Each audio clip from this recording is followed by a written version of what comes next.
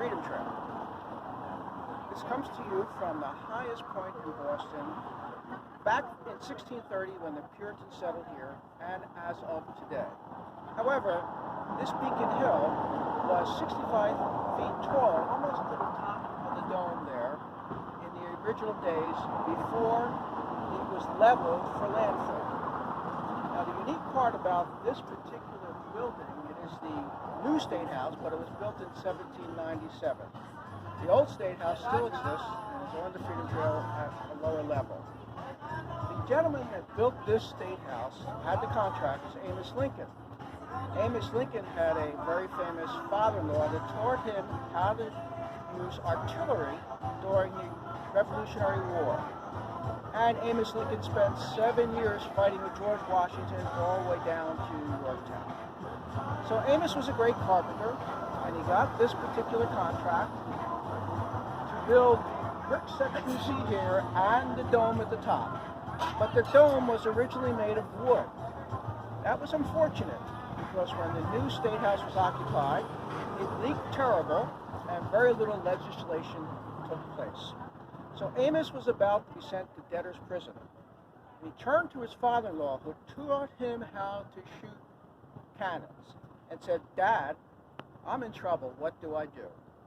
Well, his dad turned to his two sons, his son Joseph Warren Revere and Paul Revere Jr., and said, "We've got a son-in-law in trouble. He's married to my daughter Elizabeth. What can we do to solve this problem?"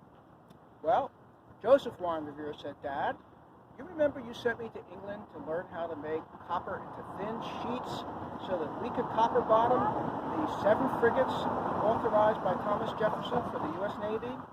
Why don't we do that here? Let's take those copper sheets from our mill in Canton and plaster them over the wood and stop the leaking. And we'll also use our own copper nails." So they spent 5 months on scaffolding. 2,200 sheets later, that dome was covered with sheets of copper made by Paul Revere and Sons. And the leaking stopped. And he was no longer threatened with debtor prison. So that's a little bit of the story you would get if you took our 14 different stops along the way on our virtual tour. Almost every one of them will have something to do with the most underrated American, Paul Revere. I will then take you across to Boston Common. Sounds pretty common, but its history goes back to witches and pirates and the British military. So if you need to contact us, my phone number is 508-397-2518. By email, walkbostonhistory@gmail.com. That's one word, walkbostonhistory. Or go to our website and sign up there at walkbostonhistory.com. Thank you very much for watching.